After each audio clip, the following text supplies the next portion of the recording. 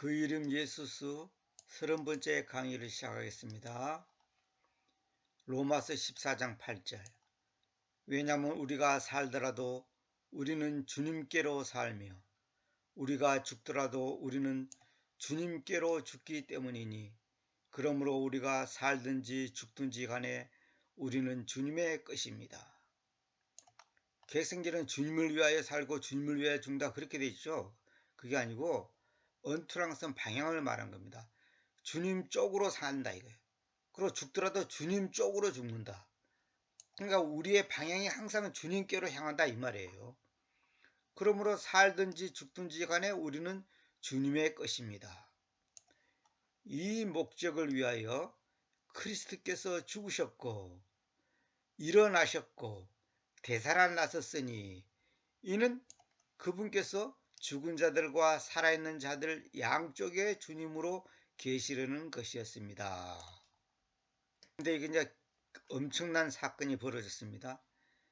킹제임스 성경은 일어나셨고 이 부분 있죠. 일어나셨고 일어나셨다.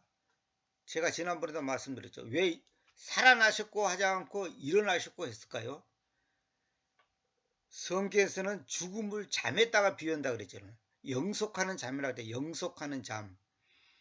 우리가 사람을 깨울 때 일어나 그러지 살아나 이렇게 표현하지 않단 말이에요. 그러니까 영속하는 잠을 말하기 때문에 일어나셨고 그렇게 말합니다. 근데 이단들은 어떻게 또 말하냐면 여호와쟁이들이 그러죠. 사람은 죽음은 잠을 자는 상태다.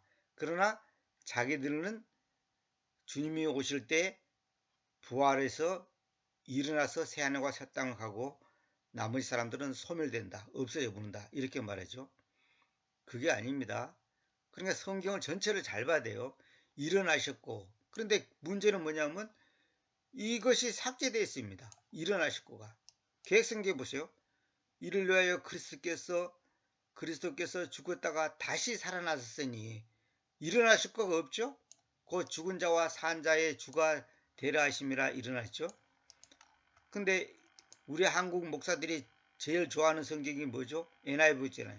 그리스도께서 죽으셨고 되돌이키셨고 죽으셨고 살아나셨고도 해야지 될까 말까. 근데 이거는 죽으셨고 되돌이키셨고 생명적으로 되돌이켰다 이 말이에요.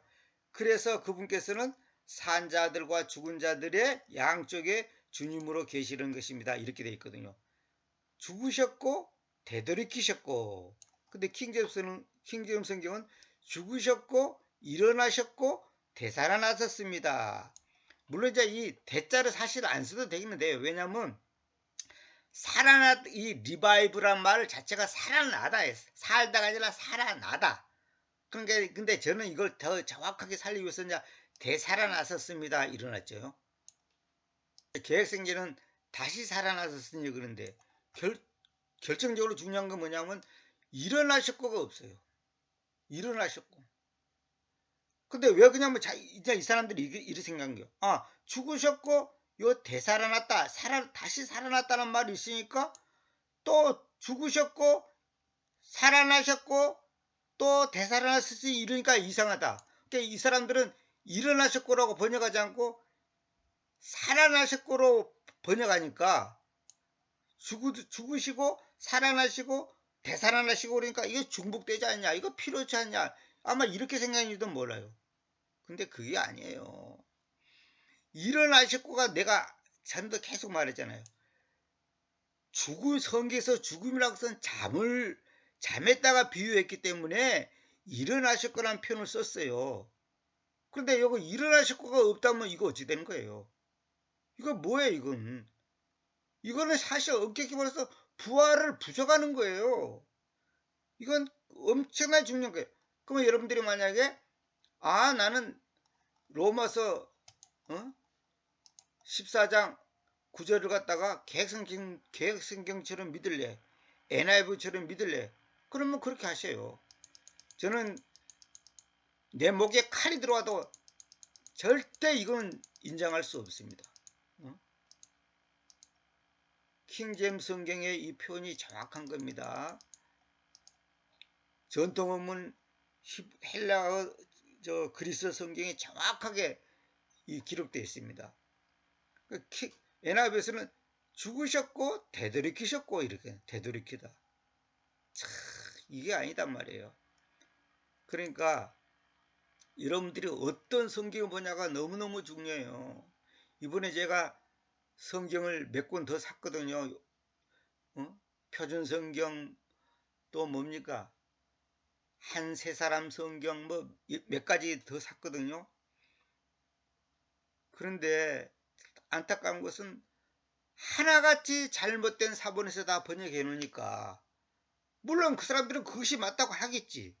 그러나 저는 그걸 동의할 수 없습니다. 제 강의를 동의하지 않는 사람은 듣지도 않겠지만은 듣지도 마십시오. 그 소용없는 거 시간 낭비예요. 시간 낭비.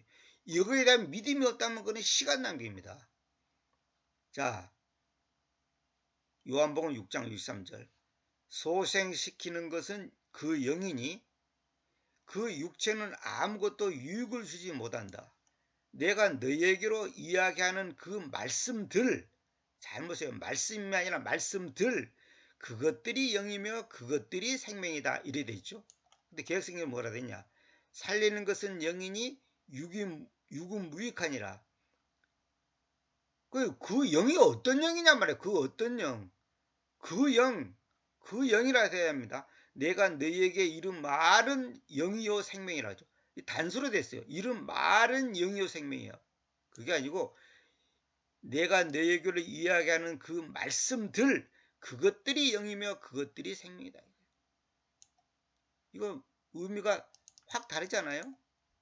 베드로전서 2장 2절 갓난 아기들처럼 그 말씀이라는 그 성실한 젖을 갈망하십시오. 이는 여러분이 그것에 의해서 자라나게 하려는 것입니다. 근데 개혁성경은 뭐냐? 더 워드, 말씀이라는 단어가 삭제됐어요. 말씀이라는 단어가 삭제됐어요. 그러니까 말씀이라는 그 성실한 젖, 그러니까 말씀이 성실한 젖이단 말이에요. 젖. 아기가 크려면 젖을 먹어야 되잖아요. 근데 말씀이 우리에게는 젖이단 말이에요. 젖. 그러니까 젖을 안 먹으면 죽듯이 말씀을 안 먹으면 죽는 거예요. 근데 그 젖이 병이 들었다든지 잘못되면 어떻게 되죠? 큰일 납니다. 건강에 치명적인 영향을 미쳐요. 그래서 내가 어느 책을 보니까 엄마가 심한 스트레스를 받고 몹시 기분이 나쁠 때 애기에게 젖을 먹으면 애기가 배탈이 난다는 거예요. 하나님의 말씀이 잘못되면 그건 배탈 나는 거예요. 아무리 자기는 아멘 은혜가 된다 하지만은 그 말씀이 잘못되면 배탈이 나는 거예요. 근데 개혁성경 봅시다. 갓난 아기들 같이 순전하고 신령한 젖을 사모하라 그러죠. 신령한 젖을 사모하라. 이런 그로 말미암아 너희로 구원에 이르도록 자라게 함이라 그랬죠. 근데 개혁성경에는 말씀이라는 단어가 있습니까? 없습니까? 없죠. 그 말씀의 성실한 젖이 아니라 그 말씀이라는 그 성실한 젖을 갈망하십시오. 말씀이 성실한 젖이라니까요. 근데 순전하고 신령한 젖, 순전하고 신령한 젖. 근데 뭐예요? 뭐가 순전하고 신령한 젖이라니까? 말씀이라는 단어가 없어요. 순전하고 신령한 젖을 삼아라 그랬죠.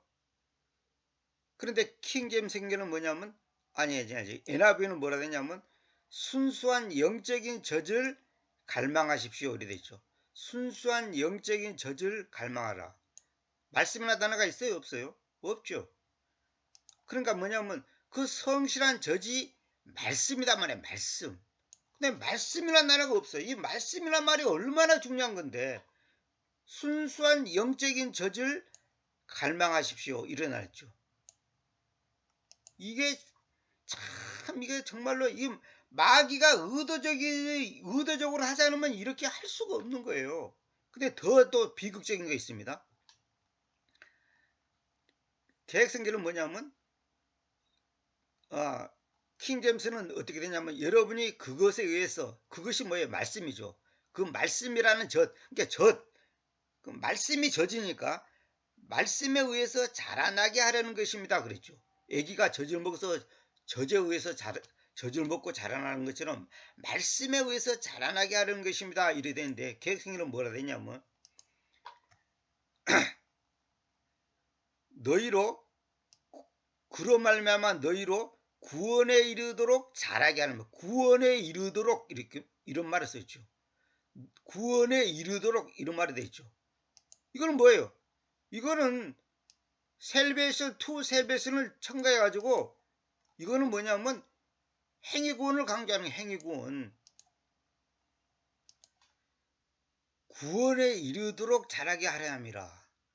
이건 뭐냐면 내가 순전하고 신령한 젖을 사모하면 그것이 구원받는 길이다 이 말이에요.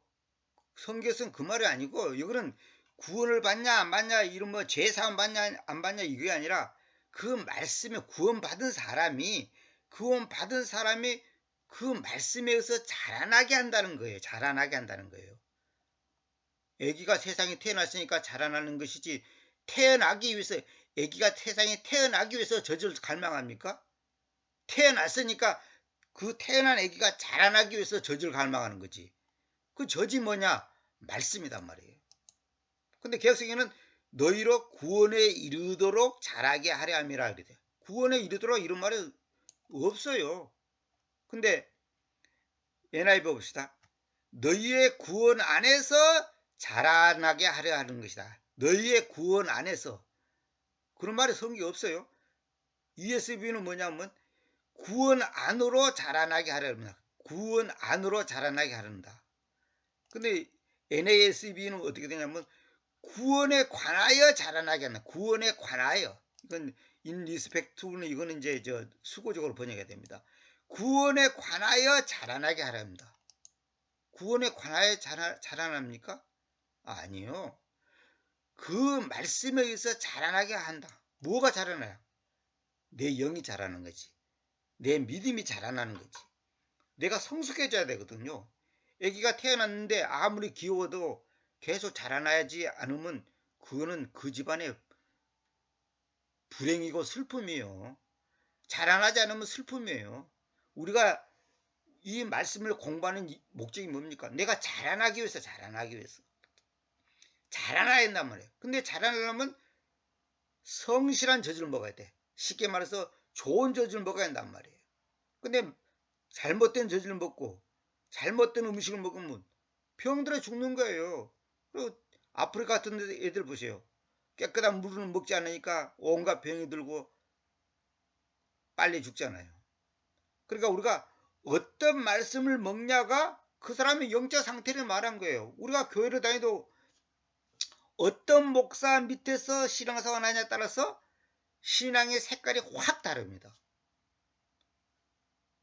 순봉 계통의 그 목회자 메시지를 듣냐, 장로교 쪽에 듣냐, 또 장로교 쪽에도 어느 목사 말을 설교를 듣냐에 따라서 그 성경 해석이 완전히 달라지거든요. 비근한 예로 오늘 아침에 제가 봤지만은 여기 보세요. 욥기 8장 7절에 보면 이런 말이죠. 비록 너의 시작은 미약하였지만 너의 최후의 끝은 대단히 증가하였을 것이다. 이렇게 하죠. 근데 저도 이제 옛날에 이걸 이제 잘못 인용한 적도 있었습니다. 다른 데서. 우리는 이 구절만 딱 따면 우리 가게 같은 데 보면 이런 것을 액자에다 넣고 해놓은 가게들 많아요. 계획성이라 내 시작은 미약하였으나 너 나중은 심히 증대하리라. 뭐 계획성이 그래 있죠. 너의 시작은 미약하지만 너의 최후의 끝은 대단히 증가할 것이다. 이걸 축복하는 구절로 우리가 인용한단 말이에요. 물론 이 구절만 딱 따면 그런 의미로 와요. 근데 앞뒤 문맥을 딱 따져보면 뭐냐면 여기 수아사람 빌닷이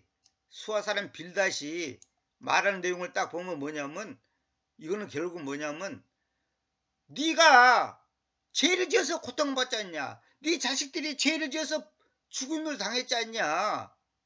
그러니까 그걸 회개하라 이 말이에요. 그러니까 무슨 말이냐면 이 구절은 축복하는 말이 아니라 희망을 주는 말이 아니라 비아냥거리는 말이에요. 응?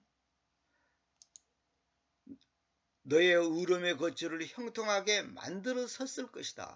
그러니까 너가 순수하고 올곧었다면 분명히 지금 주님께서 너를 위해서 깨어나서 너의 의로움의 거처를 형통하게 만드셨을 것이다. 그런데 네 지금 꼬라지를 보니까 네가 잘못한 것도 분명하고 네 자식들이 잘못한 것도 분명하다. 그래서 네가 지금 고통받고 벌받지 않냐. 회개하라 이 말이에요. 근데 저 42장 7절 8절을 보면 하나님께서는 욥의 친구들을 책망하고 오히려 욥을 축복하는 말이 나옵니다. 결론은 뭐냐? 욥의 친구들의 이 충고가 틀렸다는 거예요. 욥의 친구들의 말이 옳지 않았다는 거예요.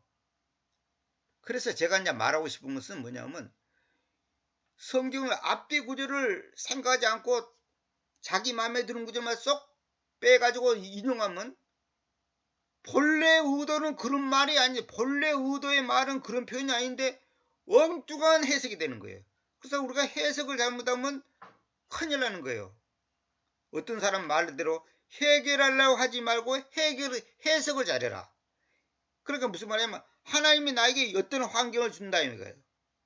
안 좋은 환경이든 내 마음에 드는 환경이든 들지 않는 환경을 주면 그걸 어떻게 받아들일 거냐 그 반응이 바로 이제 해석이거든. 해석을 잘하는 사람이 있고 해석을 잘못해 하는 사람이 있단 말이에요. 그래서 해석을 잘하는 사람은 감사합니다 이렇게 봤는데 해석을 잘못한 사람은 왜 이럽니까? Why me? 왜 나를 이렇게 반발을 한단 말이에요. 그러니까 이 욥기서 8장 7절 같은 것도 너의 시작은 미약하지만 너의 최후 끝은 대단히 증가할 것이다. 이 말이 앞뒤 문맥을 보면 뭐라냐면 욥 너 잘못했지 않냐. 일종의 비아냥거리는 말이단 말이에요. 응? 우리나라 목사들이 많이 유연한 것은 그 요셉의 그 꿈에 대해서 얘기하잖아요. 요셉이 꿈 꾸는 것이 결국은 요셉의 사건이 뭐냐면 예수 그리스도의 그 대속 사건. 앞으로 예수 그리스도가 이스라엘을 요셉을 통해서 이스라엘을 구원하듯이 요셉이 가장 예수님을 모형적으로 잘 말해주는 그 인물이잖아요. 앞으로 예수 그리스도 그분이 와서서 우리를 죄에서부터 고난으로부터 해방시켜 줄 거다고 하는 것을 말하는 내용인데 우리는 뭐냐면 요셉처럼 꿈을 가지세요. 그래서 우리가 총리가 될 것입니다. 이런 식으로 일종의 기복적 신앙 차원으로 해석을 해버린다 이 말이에요. 그러면 안 되듯이 지금 제가 여기서 말하고 싶은 게 뭐냐면 하나님의 말씀을 잘못 해석해 보면 이거는 계획성적인 대로 한다면 구원에 이르도록 자라게 하려 함이라. 그러니까 뭐냐면 순전하고 신령한 저절 사모하면 구원받는 거구나. 이거는 일종의 행위구원이 돼버려요. 성경 열심히 보고 기도 열심히 하고 봉사 열심히 하면 구원받는 거구나. 이런 식이 돼본단 말이에요. 이것이 바로 안식교 교리 같은 것이고 캐톨릭의 그 가르침 같은 거예요. 우리가 하나님 앞에 진심을 다해서 참되게 착하게 바르게 하면 누구를 믿든지 다 천당 간다. 그것이 옛날에 죽은 그 캐톨릭의 우리나라 그 돌아가신 그 대주교 있잖아요. 그분이 그 말 했잖아요. 근데 NIV는 뭐냐면 순수한 영적인 젖을 갈망하라 이렇게 해놓고 ESV는 뭐냐면 그 순수한 영적인 젖을 사모하라 이래 됐고 NASV는 뭐냐면 요거 뉴 아메리카 스탠다드 바이블입니다. 말씀이라는 그 순수한 젖을 사모하라. NASV는 이거 잘 해놨어요. 말씀이라는 그 순수한 젖 이렇게 해놨어요. 근데 킹geb스는 그 말씀이라는 그 성실한 젖을 갈망하십시오. 신서라는 단어 썼어요. 근데 이 NASB는 이 말씀이나 단어가 있는데 NIV나 ESV는 없어요. 이거 굉장히 중요한 겁니다. 개정되어서는 삭제되어 있다 그랬죠. 그래서 그 말씀들, 그것들이 영이며 그것들이 생명이다 이거. 그러니까 그 말씀들이 잘못되면 영이 잘못된 거고 생명이 잘못된 거예요. 가짜 영, 거짓 영, 가짜 생명, 병든 생명이란 말이에요. 병든 생명. 음식을 잘못 먹으면 어떻게 되죠? 배탈 나잖아요. 더 심하면 죽을 수도 있는 거예요. 하나님 말씀을 잘못 먹으면 배탈 나고 죽는 거예요. 지금 안상홍 집단 같은 그 신천지는 뭐예요? 안상홍이 성령 하나님이라는 거야. 그 안상홍은 안 죽는다는 거예요. 말 잘못해. 안상홍이 아니라 안상홍이 아니라 이만희. 이만희가 성령 하나님이라는 거야. 이만희가 성령 하나이기 때문에 죽지 않는다는 거예요. 그러니까 이만희 말씀이 곧 자기들이 살 길이다 이거예요. 과연 그럴까요? 그 사람들은 기쁨이 넘쳐갖고 막 눈물을 줄줄 흘리고 이 복음을 못 만났으면 어쩔 뻔했는가? 지금 이만희는 소위 말해서 큰 교주고 잘 자란 교주들이 수천 수만 명이에요. 대한민국에. 지금 솔직히 말해서 목회자들 중에 말씀을 제대로 먹이는 목회자가 있습니까? 전부 엉뚱하게 생각하는 거예요. 대표적으로 아까 욥기서 8장 7절 말씀도 그것이 우리에게 축복하는 말이 아니고 욥을 비아냥거리단 말이에요. 네가 회개하고 바로 서면 잘 될 거야. 현재 네가 잘못됐다는 것은 하나님 앞에서 죄를 지었기 때문이 아니냐. 이런 식으로 한단 말이에요. 그러니까 해석이 잘못된 거죠. 우리도 마찬가지예요. 하나님의 말씀이 해석이 잘못되면 큰일 나는 거예요. 자, 이걸 내가 왜 얘기했냐면 앞에 이 말씀 때문에 소생시키는 것은 그 영이란 말이에요. 그러니까 예수 그리스도가 일어나셨다는 것은 뭐예요? 말씀이 그 일을 했다는 말이에요. 말씀. 말씀이 영이라니까. 말씀들이 영이고 생명이기 때문에 당연히 부활할 수밖에 없는 거죠. 우리가 흔히 또 말할 때 이런 말이죠. 영이 살아났다. 영이 죽었다. 영이 병들었다. 이런 말이죠. 그 말을 딴 말로 하면 말씀이 내 안에서 지금 정상적으로 작동은 안 하고 있다는 거예요. 말씀이. 우리가 음식을 먹어도 소화가 안 되면 어떻게 되죠? 안 먹은 것 맛도 못해. 배탈이 나버려요. 그러니까 우리가 내가 지금 내 마음에 기쁨과 감사와 소망이 없다면 내가 지금 뭔가 말씀을 잘못 먹은 거야. 이론적으로는 먹은 말이지만은 그걸 소화를 잘못시키는 거야. 말씀은 음식은 좋은데 소화 잘못되면 소화기관이 나쁘면 안 되듯이 음식을 잘못 먹으면 큰일 나듯이 우리가 지금 하나님의 말씀을 킹점스를 먹었다고 해서 그 사람이 다 영적으로 바르게 되는 게 아니에요. 그걸 소화를 잘못시키면 아무 소용 없어요. 아무리 비싼 음식도 소화 못 시키면 그거 아무 소용 없는 거예요. 그래서 미국에 우리나라도 있지만 그 몰몬교 있잖아요. 몰몬교 사람들은 킹제임스 성경 써요. 그 다음에 킹제임스 성경 플러스 몰몬경 써요. 몰몬경이라는 게 있어요. 옛날에 내가 강의 중에 그 얘기했는데 몰몬이라는 사람이 기도 중에 천사의 안내를 받았고 어느 바위 밑을 팠더니 동판이 나왔는데 거기에 말씀이 기록되는데 그 말씀을 해석한 것이 몰몬경이다. 우리나라도 지금 몰몬교가 굉장히 많아요. 사람들이. 그러니까 어떤 말씀을 읽고 듣냐에 따라서 완전히 달라지는 거예요. 그래서 내용을 바꿔서 마태복음 17장 9절 그리고 그들이 그 산에서부터 내려오자 예수께서 그들에게 책임지우셨는데 말씀하시기를 그 사람의 아들이 죽은 자들로부터 다시 일어나질 때까지는 다시 일어나질 때까지는 그 환상을 아무 사람도 알려주지 말라고 하셨다. 그런데 개성이는 뭐냐면 인자가 죽은 자 가운데서 살아나기 전에는, 그렇죠. 살아나기 전에는 아니라 다시 일어나질 때까지는. 왜? 주님은 지금 주님의 죽음은 잠자는 거예요. 근데 어떤 사람도 또 그 자유주의 신학자들은 이렇게 말해요. 주님께서 진짜 죽은 게 아니라 기절했다. 또 그냥 잠시 뭐 쓰러졌다. 이렇게 해석하는 사람들이 있어요. 왜 그러냐면 이런 걸 가지고 다시 일어나니까 진짜 죽은 게 아니라 아니네. 진짜 죽으시면 어떻게 일어나겠어? 이렇게 해석한단 말이에요. 다시 일어나질 때까지는 이 말은 뭐냐면 쉽게 말해서 다시 살아날 때까지는 그 말이에요. 근데 왜 살아난다고 표현을 안 하냐? 내가 아까도 말씀드렸잖아요. 성경에서는 죽음을 잠에다가 비유하기 때문에 일어난다라고 표현을 해요. 그 잠이 어떤 잠이냐? 영속하는 잠. 그래서 사람들은 예수님이 진짜 죽은 게 아니라 잠자는 거다. 기절한 거다. 뭐 이런 식으로 한단 말이에요. 그렇다면 그분의 십자가 사건은 꽝이에요. 그분은 우리의 구원자가 될 수가 없어요. 진짜 죽어야 되는 거예요. 육체가 말이에요. 육체가.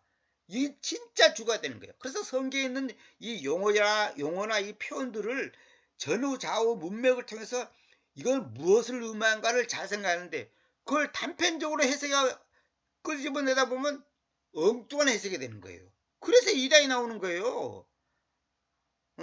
안상훈이 이만희니 박대선이 그런 인간들이 다 그래서 그런 거예요. 제가 바둑 얘기를 가끔 하잖아요. 한쪽만 보면 그게 맞다니까. 아마추어 9급짜리 말이 맞아. 근데 전체를 보면 틀렸단 말이에요. 우리가 전체를 봐야 돼. 전체를 보지 못하면 엉뚱한 해석이 나오는 거예요. 그래서 소위 신학이 필요하고 선생이 필요하고 교리가 필요하고 수많은 주석들이 왜 필요합니까? 그 전체를 보는 것을 얼만큼 바르게 하냐가 그 주석이 훌륭한 주석이고 또 그 설명이 훌륭한 설명이고 뭐 칼빈주의, 알미안주의 뭐 여러 가지 있잖아요. 그런 책들을 보면 이제 이 사람들은 이렇게 해석하고 저 사람은 저렇게 해석한단 말이에요. 그걸 얼마나 전체적으로 조화가 잘 되냐가 모순되지 않게 하느냐가 실력이고 이제 그 바른 해석이죠. 다시 일어나질 때까지는 이게 중요한 말입니다. 개성에는 살아나기 전에는 일어났죠. 그 다음에 사도행전 8장 26절. 그리고 그 주님의 천사가 필립에게로 이야기했는데 말하기를 일어나라. 그리고 예루살렘서부터 가자로 내려가는 그 길 사마리아까지 남쪽을 향하여 가라고 하였다. 그러자 그가 일어나서 갔다. 그런데 눈여겨보라. 에티오피아 출신 남자 곧 에티오피아 사람들의 여왕 칸타케 휘하에서 대단한 권위의 내시 그가 그녀의 모든 보물에 대한 책임을 가지고 있었으며 경비하기 위해서 예루살렘으로 왔었는데 되돌이키고 있었으며 자기 쌍두마차에 앉아있으면서 에사야서는 이사야를 말한 겁니다. 에사야서 예언자를 읽었다. 그때 그 영님께서 필립에게로 말씀하셨다.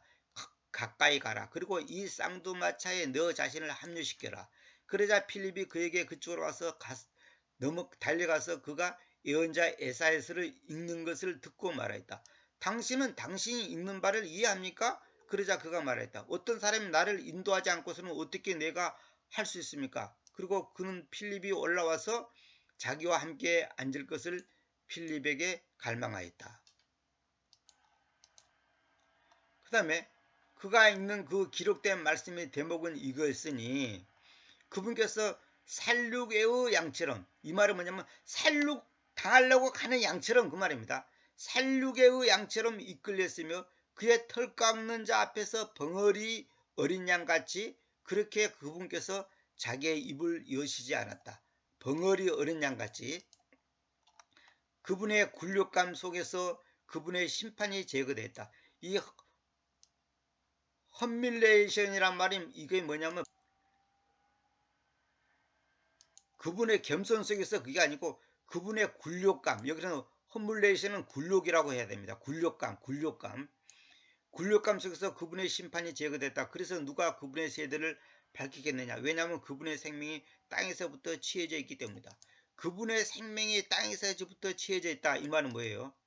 죽었다는 말이지. 여기 제가 굴욕에 대해서 좀 설명해 놨죠. 험밀리티는 굴욕이고 험밀리에이션은 굴욕감입니다. 굴욕감. 굴욕당하는 그 감정. 진정한 겸손을 얻기 위한 유일한 방법은 굴욕을 겪는 것이고 굴욕은 수치를 당한 끝에 찾아온다. 그분의 굴욕은 우리의 구원이었고 진정한 겸손의 가르침이었다. 권리를 포기하는 삶이 전제될 때 가능하다.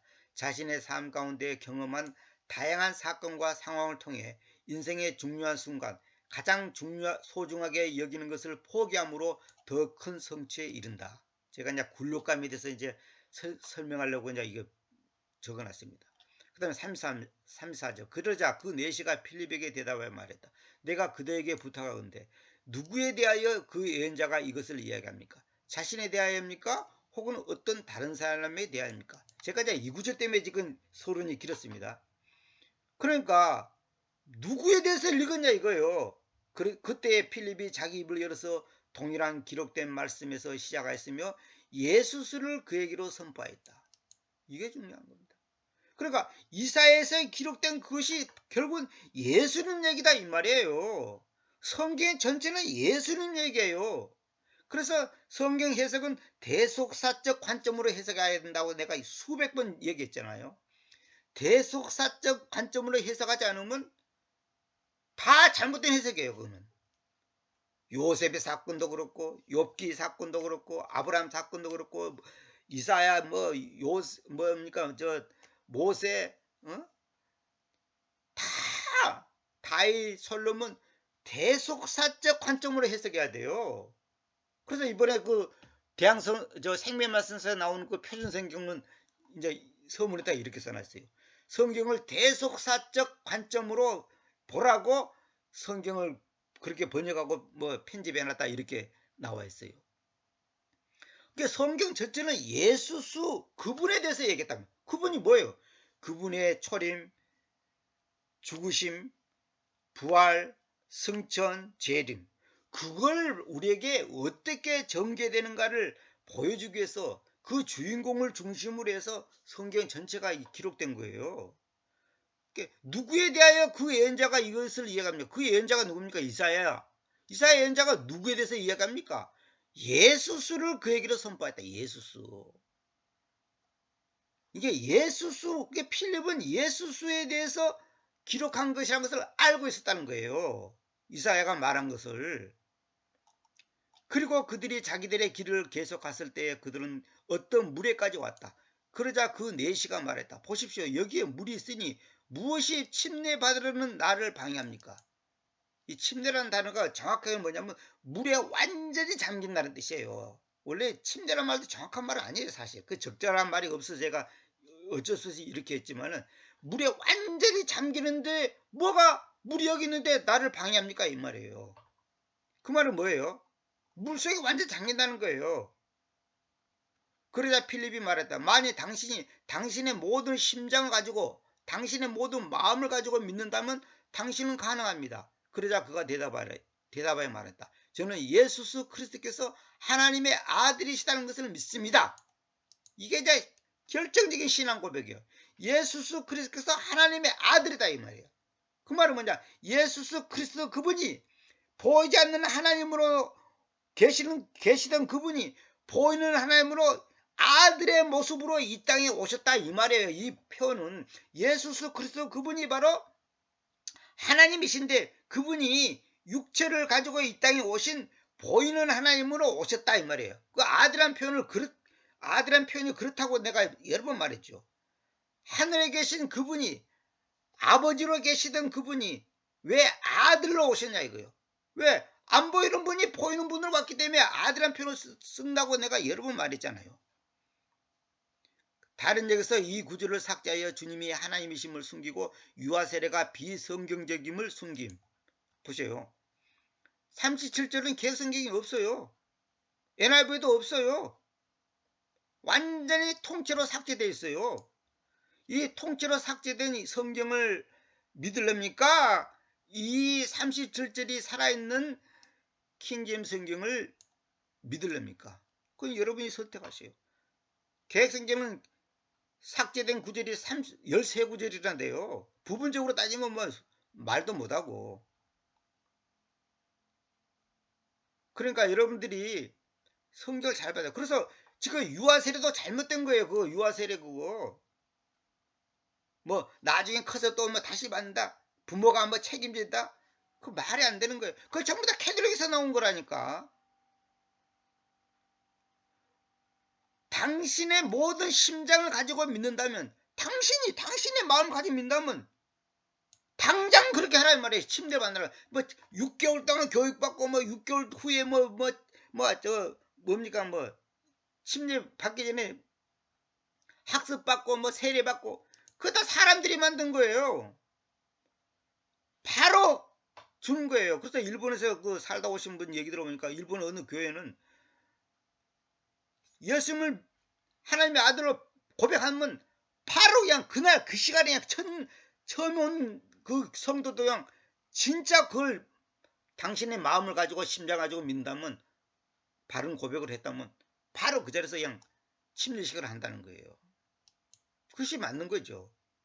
근데 이제 우리나라 사람들은 그냥 진짜인지 가짜인지 믿을 수가 없어가지고 그냥 테스트 기간이 이제 학습 6개월 후에 학습, 또 6개월 후에 세례, 이런 식으로 한단 말이에요. 그냥 우리가 만든 것이지 성경은 사실 그렇게 말하잖아요. 그리고 여기 보세요. 여기에 물이 있으니 무엇이 침례받으는 나를 방해합니까? 그 말은 뭐예요? 깊은 물이에요. 사람이 완전히 들어갈 수 있는 물이에요. 그렇게 해야 됩니다. 그게 정상이에요. 왜? 침례를 시키라는 것은 뭐냐면 한마디로 말해서 죽음을 말한 거죠. 죽음. 장사 지내는 거 말한 거잖아요. 물속에서 사람이 살 수 있어요? 못 살지. 죽는단 말이에요. 그러니까 옛사람은 죽고 이제 주님 안에서 다시 태어나는 것을 이제 상징하는 거 아닙니까? 그래서 그가 그 쌍두마차에게 잠잠히 서도록 명령하였다. 그리고 그들이 곧 필립과 네시가 둘 다 물속으로 내려갔다. 보세요. 물속으로 내려갔다 그러죠. 그러자 그가 그를 침례하였다. 물을 뿌리는 세례를 주장하는 것은 잘못된 거다 이 말이에요. 어떤 사람들은 에스겔서 30장 25절을 가지고 물 뿌리는 것도 맞지 않냐 그런데 그것도 잘못된 겁니다. 그리고 그들이 그 물 밖으로 올라와졌을 때 주님의 영님께서 필립을 사로잡아 가버리셨으니 공간 이동을 했다는 거예요. 그 내시가 더 이상 그를 못 보았다. 그런데도 그는 기뻐하면서 자기 길을 계속 갔다. 지금도 공간 이동하는 사람 있어요. 저 인터넷에 들어보면 그 어느 의사가 그 간장하는 거 있잖아요. 자기가 폐병이 걸려갖고 죽게 생겼는데 하나님께서 순간에 고쳐줘가지고 1시간 2시간 걸어가야 될 산을 갔다가 5분도 안 걸려서 그냥 올라갔다고. 그 사실 그럴 수가 있어요. 저는 실제로 공간 이동을 경험한, 이제 본인이 경험한 게 아니라 자기 아이가 이제 경험한 것을 이제 그 얘기하는 것도 제가 들어봤습니다. 아무튼 여기서 핵심은 뭐냐면 예수 그리스도 그분에 대해서 모든 성경이 기록됐다는 거. 또 두 번째, 침례는 그 자리에서 해야 되는 거. 그 다음에 물 속으로 들어가야 되는 거. 약식 세례, 요즘 약식 세례, 그건 다 잘못된 거예요. 그러나 필립은 아조투스에서 발견됐다. 그리고 통과하면서 그가 모든 도시들 안에서 선포했는데 마침내 그가 카이사라에 왔다. 그러니까 필립은 그 당시 주님의 영님께서 필립을 사로잡아 가버리셨다. 사로잡았다는 것은 캐치 탁 잡아가지고 저 독수리가 뭐랄까 토끼 잡아채가지고 날아가듯이 필립을 공간 이동시켜보는 거예요. 오늘 강의의 핵심은 뭐냐면 로마서 14장 9절, 그분께서는 죽으셨고 일어나셨고 되살아났다 이거다고. 그 다음에 말씀, 그 말씀들이 영이요 생명이다. 그 다음에 그 말씀이라는 성실한 젖, 그 말씀이라는 단어가 NIV라든지 한글 개혁성경에는 삭제되어 있다는 거죠. 이거 굉장히 중요한 겁니다. 심각한 겁니다. 그 다음에 이제 그 침례에 대해서 결국 뭐냐면 내가 이제 이 구절을 왜 읽었냐면 예언자 에사야서가 읽는 것이 누구에 대해서 썼냐? 예수스 그리스도. 예수스 그리스도 그분에 대해서 썼다는 거예요. 성경 전체의 주인공은 예수스예요. 예수스. 예수스께서 하나님의 아들이시다는 것을 믿습니다. 여기 I believe that 그래 됐죠. I believe that 이래 됐죠. 내가 여러 번 말했잖아요. believe in, believe on, 그 다음에 그냥 believe가 있다 그랬죠. 그 believe that 이 말은 뭐냐면 객관적 사실에 근거하여 믿는다는 거예요. 객관적 사실에 근거하여 믿는다. 다시 말하면 내가 그냥 막연히 그냥 무조건 믿고 뭐 세뇌돼 갖고 믿고 무슨 뭐 감정적으로 믿고 그런 게 아니고 확실하구나. 왜? 에사이스를 패하고 딱 얘기했잖아요. 그러니까 객관적 사실에 대해서 그 말씀을 믿는다 이 말이에요. 그게 I believe that. 내가 이거 참고하라고 내가 적어놨죠. 그러니까 여러분과 제가 신앙생활을 막연하게 뭐 누구 목사, 누구 뭐 신령한 사람, 영적인 사람, 누구 뭐 은사 있는 사람 그런 걸 갖고 믿는 게 아니고 기록된 말씀에 의해서란 말이야. 근데 그 기록된 말씀이 잘못되면 어떻게 되는 거예요? 잘못된 만큼 나도 잘못되는 거예요. 말씀들이 영유 생명이니까. 응? 그 말씀들이 영이요 생명인데 그 말씀들이 잘못되면 내 영이 잘못된 거고 내 생명이 잘못되는 거예요. 한마디로 내 믿음 생활이 잘못됐다 이 말이에요. 이만희한테서 의뢰받고 이만희 가르침을 따른 사람하고 이 킹잼스의 지금 제가 하는 것 따른 것하고 이거 얼마나 큰 차이가 나는 줄 아십니까? 이만희 추종하는 사람들 단언하는데 100% 지옥 갑니다. 왜? 말씀이 잘못됐으니까. 그분들은 예수 그리스도를 믿는 게 아니라 이만희 말입니다. 이만희를 믿는단 말이에요. 이만희를. 이만희가 성령 하나님이라는데 기가 막힐 노릇이지. 엔돌핀 박사가 엔돌핀 박사라고 알려진 그 이상구 박사가 안식교를 수십 년 동안 다니고 거기서 그 교리를 믿었던 사람이 오늘날 성경을 보니까 그게 아니네. 조사심판 제도가 잘못된 거네. 우리가 예수님을 믿으면 그 순간 구원받은 것이고 결론이 나는 것이지 나중에 조사를 받아갖고 점수를 매겨갖고 미달되면 지옥 가고 점수에 미달되지 않으면 천당 가고 그런 게 아니구나. 그걸 알고서 그 사람이 몇 년 전에 이제 거기서 떠나고 지금 간증하고 돌아다니잖아요. 그러니까 하나의 말씀을 잘못 배우고 잘못 해석하면 이건 진짜 인생 망치는 거예요. 완전히 이건 끝장나는 거. 이거 보통 문제가 아니라니까. 이거는 죽고 사는 문제예요. 어떤 사람들은 의뢰만 받으면 되고 뭐 축복 받으면 되고 뭐 어쩌고 저쩌고 그런 거 아니라니까. 저도 그런 잘못된 데 다 끌려다니다 봤던 사람입니다. 근데 결론은 뭐냐? 말씀을 잘 모르니까, 정확하게 모르니까, 잘못 배웠으니까, 더 심각한 것은 성경이 잘못되다 보니까, 아까 여기 있는 것들은 말이에요. 구원에 이르도록 자라게 하렵니다. 구원에 이르도록 이런 말이 성경에 없다니까. 그것에 말씀에 의해서 자라나게 한다 그러지 구원에 이르도록이 아니단 말이에요. 그래서 베드로전서 2장 2절 이것 때문에 눈 떠가지고 킹제임 성경을 또 확신하게 된 사람들이 많이 있어요. NIV는 여러분의 구원 안에 자라게 한다. ESV는 구원 안으로 자라게 한다. NASB는 구원에 관하여 자라게 한다. 구원에 관하여 자라는 게 아니라 말씀을 먹는 것은 점점 구원받기 위해서 하는 게 아니고 말씀을 많이 알고 갈망하고 많이 먹을수록 점점 구원을 한다는 것이 아니고 다시 말하면 그 점수가 점점 올라가가지고 구원에 이르는 게 아니고 내 영이 내 믿음이 자라나는 거예요. 애기가 한꺼번에 딱 태어나지 젖을 먹으니까 처음에는 사람 같지도 않고 뭐 토끼 같은 애기가 젖을 먹으니까 점점 사람이 돼가지고 점점 손발이 생기고 점점 사람 모습으로 갖춰줍니까? 그런 게 아니잖아요. 사람으로 탁 태어나가지고 그 다음에 양육을 받아야 돼. 젖을 먹고 또 목욕을 시키고 뭐 여러 가지 해서 자라나는 거예요. 근데 우리는 말씀을 많이 알고 공부를 많이 하고 성경을 많이 알고 기도를 많이 하면 점점 구원에 이르도록 자랍니까?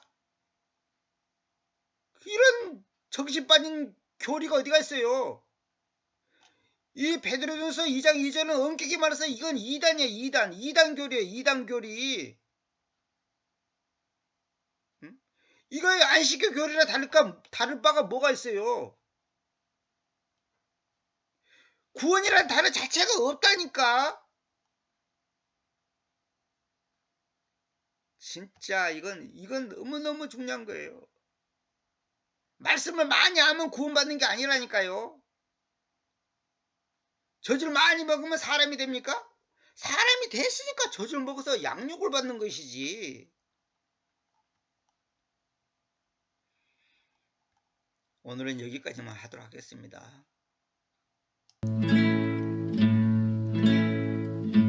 살아계신 주 하나님,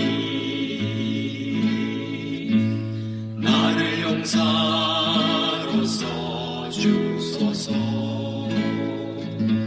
살아계신 주 하나님,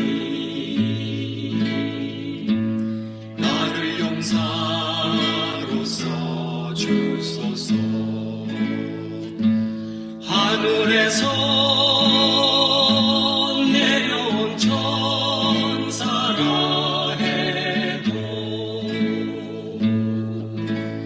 거짓 복음을 전한다며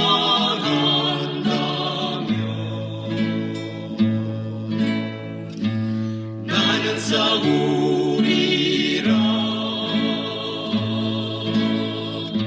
생명 다하리라. 이 땅 위에 참복음을 지키리라. 살아계신 주 하나님, 나를 용사로 써주소서. 살아계신 주 하나님, 나를 용사로 써주소서. 모든 것은 남에게 양보를 해도 거짓 복음을 전한다며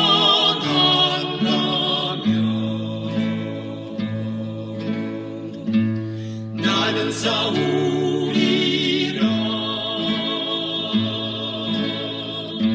생명 다하리라.